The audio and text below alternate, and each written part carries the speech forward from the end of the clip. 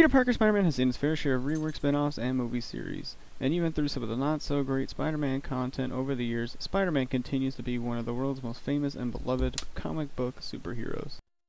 The first time we ever see Spider-Man in our world is in issue number 15 of Marvel's Amazing Fantasy, released in August of 1962.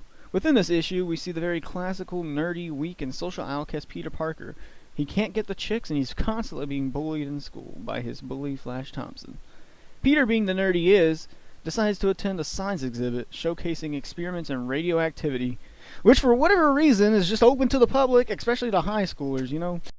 During this exhibit, a spider is hit by some kind of radioactive beam from the experiment, causing it to become infused with radioactivity, knocking it off its web and onto Peter's hand coincidentally. Because the spider is dying, it goes into a sudden shock, causing it to bite. He decides to leave the exhibit after experiencing this painful bite, and while in shock, is nearly hit by a car. But with his newly found spider sense, dodges it, landing on a wall and sticking to it. He discovers that he could climb the wall as easily as he could walk on the ground. Upon reaching the top, he grabs a pipe, crushing it like as if it was made of paper in his hand, showcasing the newly developed superhuman strength he had acquired. Peter's fascinated with his new powers, as anyone would, and comes across a sign for a cash prize of $100 for anyone that could stay in the ring for 3 minutes with what seems to be the Michelin tire mascot. Come on, guys, you gotta, oh my god. Anyway, he decides he can make a crude disguise out of a red mask and some old clothes. He easily takes the money and attracts the attention of an opportunistic TV producer who looks to take advantage of his newfound talent. To make an amazing impression for his first TV appearance, Peter decides he'll use his scientific knowledge to make web shooters and design the classic Spider-Man costume we know today. So not only was this guy gifted with science and math, he's one heck of a seamstress. Getting a little taste of fame and power, however, Peter experiences the classic case of hubris. Allowing a thief to escape the studio of the television show he had just shot, Peter exclaims, "From now on, I only look out for number one. That means me." Peter would regret this action, however, in the following days, when the same man whom he allowed escape from the movie studio would break into his house and kill his Uncle Ben during a burglary.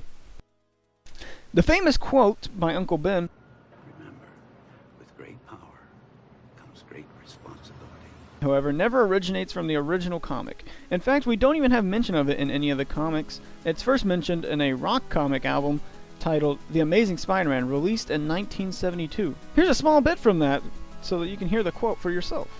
I remember. He used to say, "Petey, never forget. The stronger the man, the heavier the load.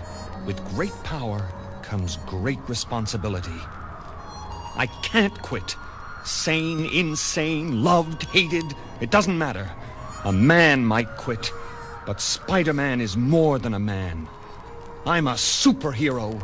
I must fight on, no matter the personal sacrifice, because that's what being a superhero is all about. Spider-Man had always had his superhuman strength and wall-climbing abilities, but in later story arcs, such as Disassembled in the Avengers comics, and The Other, found in Friendly Neighborhood Spider-Man's number 1 through 4, Marvel Knights Spider-Man's number 19 through 22, and The Amazing Spider-Man's number 525 through 528. Some of these new powers included night vision, biological webbing, and the ability to communicate to arthropods such as spiders. However, due to editorial failure, it seems that the writers have since forgotten about these powers and have only brushed it off by saying that these extra powers were only meant to be temporary. In turn, strong and agile Spider-Man is, we have some exact numbers to work around with. He can lift up to 10 tons optimally, but has lifted up 25 tons in more recent issues. And he's also been said to lift an unimaginable amounts of weight from the adrenaline rush that he can experience. Spider-Man is so strong that he's also admitted to pulling his punches during fights as to not kill his enemies.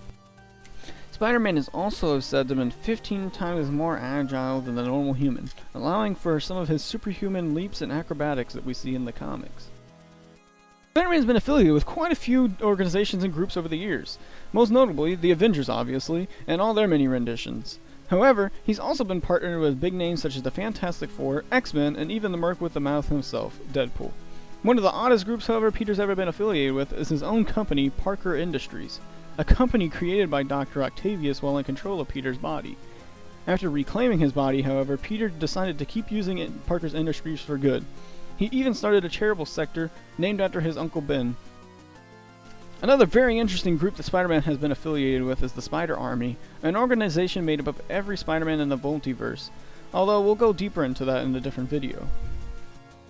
Along with such, no Spider-Man video could be complete without all the women that Peter has pursued over the years. Peter's been caught smooching the likes of Mary Jane Watson, Betty Brant, Deborah Whitman, Gwen Stacy, Jill and Sarah Stacy. Nothing like kissing the twin daughters of your dead ex and your best friend. Liz Allen, Sarah Bailey, Michelle Gonzalez, and Carly Cooper. But those are just the normal women that Peter has kissed. When it comes to super women, Peter has a whole nother list, such as the likes of Marrow, Jean Grey, Spider-Woman, Felicia Hardy, Firestar, Tigra, Red Sonja, Sue Storm, even the married women aren't safe from Peter Parker, you know what I mean? Black Widow, Silver Sable, and Cindy Moon. Many have taken up the Spider-Man mantle over the years, not only around the multiverse, but even in the main 616 universe. However, Peter Parker's Spider-Man still reigns supreme for being the most memorable and beloved of them all.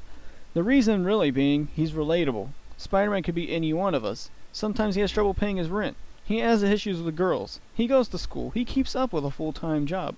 Unlike characters like Iron Man who are billionaires, Spider-Man is truly just among the common men like you and I. Truly just being your friendly neighborhood Spider-Man.